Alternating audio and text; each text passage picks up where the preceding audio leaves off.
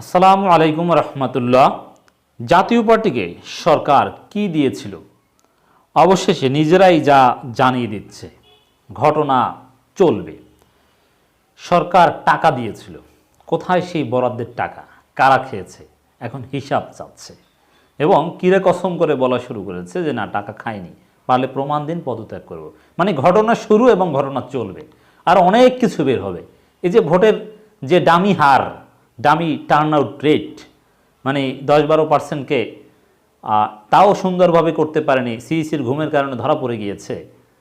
41% দেখানো, এগুলো যেরকম আস্তে আস্তে একেবারে সায়েন্টিফিক্যালি প্রুফড হয়ে যাচ্ছে, ঠিক তদ্রুপ এই জাতীয় পার্টিকে কীভাবে নির্বাচনে এনেছিল, কত টাকা দিয়েছিল, কাকে টাকা দেয়নি, সে টাকা কারা খেয়ে ফেলেছিল। টাকা তো দেওয়া হচ্ছে অনেককে, কিন্তু এই 26 জনেই, শুধু এই 26 জন জিতেছে, বাকিরা টাকাও পায়নি, জিততেও পারেনি। এই বিষয়গুলো এখন জাতির সামনে আসছে, জানিয়ে দিচ্ছে, ফাঁস হচ্ছে। চমৎকার ঘটনা। এরকম ঘটনা আরও অনেক কিছু সামনে আসবে, অপেক্ষা করুন। আর এভাবেই জাতীয় পার্টির রাজনীতি বাংলাদেশ থেকে অতি অল্প সময়ের মধ্যেই হারিয়ে যেতে যাচ্ছে বলে আমরা মনে করি। জাতীয় পার্টির নৈতিকতা নিয়ে পরাজিতরা প্রশ্ন তুলছে যে তিনি বেঈমান, সরাসরি এভাবে বলছে। যারা নির্বাচনে গিয়েছিল জিএম কাদের চুন্নু, এরা বেঈমান। জাতীয় পার্টির কর্মীরা, অন্য অন্য নেতারা, বঞ্চিত নেতারা যারা ভাগ বাটোয়ারায় ঝুটা পায়নি, ঝুটা পেলে তারাও বলতো না, তারা নৈতিকতা থেকে বলছে, একথাও বলবো না। যারা জিএম কাদের চুন্নু নৈতিকতা নিয়ে প্রশ্ন তুলছে, তারা নৈতিক, একথা বলার কোনো সুযোগ নেই। তারা বঞ্চিত বলে এখন নৈতিকতা দেখাচ্ছে। এটাই হচ্ছে বাস্তবতা। যারা টাকা পয়সার ভাগ বাটোয়ারা বা কোথায় কি গিয়েছে, বরাদ্দের টাকা, সরকার থেকে যে টাকা দেওয়া হয়েছে তা কোথায় প্রশ্ন তুলছে, তারা ভাগ বাটোয়ারা ঠিকমতো পেলে তারাই প্রশ্ন তুলতেন না। অতএব জাতীয় পার্টিতে কোনো নীতিবান লোক নেই।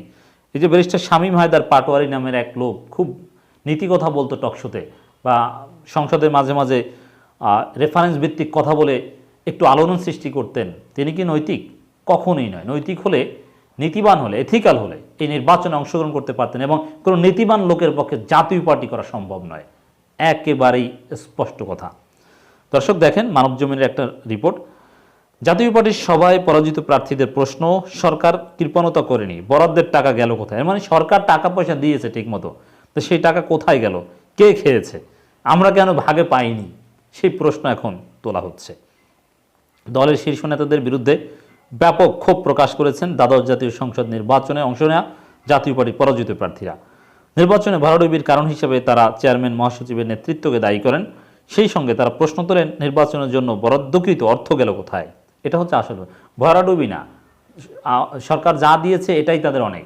সুষ্ঠু নির্বাচন হলে তারা কিচ্ছু করতে পারবে না, কোনো চেয়ারম্যান মেম্বার কিছুই হতে পারবে না, একেবারে কোনো, it's not any political party. অতএব তারা এই আশা কীভাবে করে? তার চাইতে স্বতন্ত্র ব্যক্তিদের অনেক পাওয়ার সমাজে, অনেক পিপলস এনগেজমেন্ট। সরকার কৃপণতা করেনি, দ্যাটস ট্রু, কারণ সরকারের টাকার অভাব নেই। এই নির্বাচনে সরকার বিপুল টাকা ঢেলেছে, দামি সব কিছু করতে অনেক টাকা লেগেছে, কিন্তু জাতীয় পার্টির কিছু কিছু লোকজন খেয়ে ফেলেছে। সেই প্রশ্নই তোলা হচ্ছে, অর্থ দিয়েছে, সেই অর্থ কোথায় গেল? এর মানে অর্থ যে দিয়েছে সেটা এখন স্পষ্ট স্বীকার করছে পরাজিত প্রার্থী, যারা নির্বাচনে অংশগ্রহণ করেছে তারা স্বীকার করছে। এরপর তো এর চাইতে রাজসাক্ষী তো আর দরকার নেই।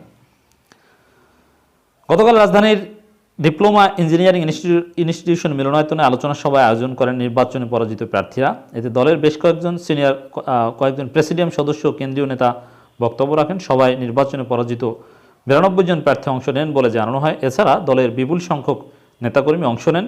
পার্টির কো চেয়ারম্যান ও ঢাকা 4 আসন থেকে নির্বাচনে অংশ নেওয়া সৈয়দ আবু হোসেন বাবরার সভাপতিত্বে আলোচনা হয়। এগুলো দল ভাঙনের প্রক্রিয়া, যদিও আলাদা কোনো উইং গঠনের ক্ষেত্রে কোনো অগ্রগতি হয়নি, কিন্তু এটা হবে এবং সেটা জাতীয় পার্টির যে নেতৃত্ব তারা বুঝে গিয়েছে। এই জন্য এখন তারা খোলামেলাই বলছেন যে অন্য কারো ইন্ধনে জাতীয় পার্টির মধ্যে কোন্দল সৃষ্টি করার চেষ্টা হচ্ছে। মানে এইসব কথাবার্তা কমন মুখস্থ কথা, এগুলো বলে, কিন্তু বাস্তবে জাতীয় পার্টি ভাঙন অনিবার্য, এটা কেউ ঠেকাতে পারবে না, ইনএভিটেবল। সবাই ব্যানারে প্রতিষ্ঠাতা চেয়ারম্যান এইচ এম এরশাদ ও চেয়ারম্যান জিএম কাদেরের ছবি ছিল। প্রেসিডেন্ট মেম্বার ও ঢাকা উত্তরের আহ্বায়ক শফিকুল ইসলাম সেন্টু বলেন, আমার কাছে নির্বাচনের আগে 27 জন প্রার্থী আসলেন, যে এই সেন্টুমেন্টু এদেরকে কিন্তু আগেই দল থেকে বের করে দিচ্ছে। জিএম কাদের ছবি ব্যবহার করে চালাকি করা হয়েছে, কিন্তু দিন শেষে ভাঙন অনিবার্য, একটু সময় লাগবে। জাতীয় পার্টির ভাঙন বা নানান কিছু সরকার একসময় নানানভাবে জোর জবরদস্তি করে টিকিয়ে রেখেছে, কিন্তু এখন সরকারের কাছে সেই সময় দেওয়ার টাইম নেই। সরকার এখন অন্য জায়গায় সময় ইনভেস্ট করবে। জাতীয় পার্টির প্রতি সরকার আলাদা নজর দিবে না। যা হয়েছে 11টা এটা অনেক, এখন তোমরা টিকলে টিকুন, না টিকলে হারিয়ে যাও, তোমাদের পিছনে সময় দেওয়ার আর সময় জাতীয় পার্টি নেই। এমনকি ওই যে বনানী কার্যালয়ে কিছু হলেই পুলিশ যে উপস্থিত হতো, ওই পুলিশের ফাও সময় এখন আর থাকবে না। দেখবেন যে নিজেরা মারামারি করলেও পুলিশ যাবে না, ওই টাইম নেই। এরকম হতে যাচ্ছে শীঘ্রই দেখবেন। তারা বললেন চেয়ারম্যান মহাসচিব ফোন ধরেন না, দিন দিন চেষ্টা করেও দেখা করতে পারেননি। আমি মহাসচিবের সঙ্গে যোগাযোগ করলাম, তিনি বললেন টাকা পাইছি কিন্তু অল্প। চিন্তা করছেন, স্বীকারোক্তি, টাকা পাইছি কিন্তু অল্প। এই হচ্ছে অবস্থা, টাকা পাইছি কিন্তু অল্প। অল্প বলতে এটা তিনি মিথ্যা কথা বলছেন, তিনি নিজে খেয়েছেন, তাকে ভালো মতো ধরতে পারলে বের হবে। টাকা পাইছি কিন্তু অল্প, কিন্তু কে ধরবে? কারণ সরকার টাকা দিলে তো আর সরকার এগুলো ধরবে না। কিন্তু ফাঁস করে দিয়েছে। তিনি বলেন শরীফা কাদেরের কাছে কিছু টাকা দিয়েছি। তিনি কাউকে কিছু না বলে নির্বাচন করতে চলে গেলেন। বললেন শরীফা কাদের ফোন দিয়ে যোগাযোগ করবেন, অ্যাকাউন্টে টাকা দেবেন। সেই টাকা কোথায়? আমার জানা মতে সরকার কোনো কৃপণতা করেনি। আপনার 26 আসন আনছেন, এটা আপনার ব্যর্থতা।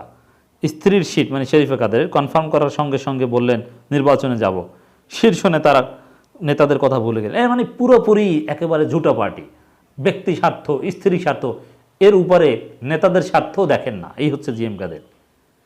জিএম কাদের কি নৈতিক? তার কি নীতি নৈতিকতা আছে? মোটেই না। ওই জিএম কাদের বলেন আর ব্যারিস্টার শামীম বলেন, প্রত্যেকে অনৈতিক, প্রত্যেকে কালপ্রিট, প্রত্যেকে টাকা পয়সা খেয়েছে, কোনো নৈতিকতা নাই তাদের। 26 আসনের মধ্যে কেন 11টা পেলাম, এটা জাপার ব্যর্থতা। তিনি প্রথম লিখলেন আওয়ামী লীগ সমর্থিত। এটা শুধু জাপার লজ্জার না, আওয়ামী লীগও লজ্জা পাইছে। আবার ওই টাকা পয়সার কথা তো এখন অস্বীকার করছেন, কিন্তু সেগুলো ধরা পড়বেন টুডে আর টুমোরো, কারণ এগুলো এইসব জালিয়াতি করে বেশি দিন টেকা যায় না। তিনি বলেন আমাদের ডেকেছিলেন কাজী ফিরোজ রশিদ ভাই, ডাকতেই পারেন। আমরা সিদ্ধান্ত নিলাম 1.5 থেকে 200 লোক পার্টি অফিসে যাব। তারা পার্লামেন্ট থেকে অফিসে যাবেন, আমরা কথা বলবো। আমরা ফুল কিনলাম, গিয়ে দেখি পুলিশ দাঁড়িয়ে আছে। চেয়ারম্যান মহাসচিব পুলিশ ডাকছেন, এটা পুলিশ সদস্যরা আমাকে বলেছেন, কিন্তু এই আলটিমেটামের সঙ্গে আমাদের কোনো যোগাযোগ নেই। এই তুচ্ছ করানোর জন্য কাজী ফিরোজ রশিদকে বহিষ্কার করা হয়েছে। চেয়ারম্যান সাহেব, আপনি রাজনীতির অনেক জুনিয়র, আপনি ঘুঘু দেখেছেন, ঘুঘুর ফাঁদ দেখেন নাই। দেখতে চাইলে আমরা দেখিয়ে দেব। এর মানে কি? এটার অর্থ কি? এটার অর্থ হচ্ছে সামনে জাতীয় পার্টি ভাঙতে যাচ্ছে, ক্লিয়ার বার্তা। এর বাইরে কোনো কথা নেই। অনেক কিছুই ফাঁস করে দিয়েছেন, আরও অনেকে বক্তব্য দিয়েছেন, সব ঘটনা সামনে আসছে। সরকার কিভাবে কি, কোথায় কত টাকা কি দিয়েছেন, শরীফা কাদেরের কাছে টাকা অ্যাকাউন্টে পাঠিয়ে দেবে, একেবারেই ফাঁস হয়ে গেল। টাকা নিয়েছি প্রমাণ করতে পারলে পদত্যাগ করব চূর্ণ। যদি দুর্নীতি দমন কমিশন কোন সময় কোন অ্যাকাউন্টে তার টাকা ঢুকেছে এগুলো যদি স্ক্রুটিনাইজ করা হয়, ডেফিনেটলি এই টাকার প্রমাণ বেরিয়ে আসবে। কিন্তু চূর্ণ অত্যন্ত আত্মবিশ্বাসের সাথে মিথ্যা কথা বলছেন। তিনি যে একজন ফার্স্ট ক্লাস মিথ্যাবাদী তা তো আগেই দেখেছি, যে আওয়ামী লীগের সাথে কোনো সমঝোতা হবে না, সমঝোতার প্রয়োজন নেই, আসন ভাগাভাগির প্রশ্নই আসে না, একথা বলে তার পরের দিনই আসন ভাগাভাগি। এর মানে মিথ্যা বলতে একটু লজ্জাবোধও করেন না। আর he is very unsmart politician. ঘুরিয়ে ফিরিয়ে নানান কৌশলে মিথ্যা বলা যায়, পলিটিক্সে বলতে হয়, কিন্তু তাও বলতে পারছেন না। তো কি চুন্নু বলছেন টাকা নিয়েছে প্রমাণ করতে পারলে পদত্যাগ করব। এখন প্রমাণ সরকার চাইলে করতে পারবে, কিন্তু করবে না, কারণ সরকারই তো টাকা দিয়েছে। কিন্তু জাতীয় পার্টির অনেক প্রভাবশালী টাকা পয়সাওয়ালা নেতা আছে এই বঞ্চিতদের মধ্যে, তারা খোঁজখবর নিলে বা নানান কিছু প্রমাণ তো এসেছে অলরেডি, এরকমভাবে এই টাকা পয়সা নেওয়ার প্রমাণ বের করা কঠিন কিছু না। সামনে এই প্রমাণ আসবে, ঘটনা চলবে।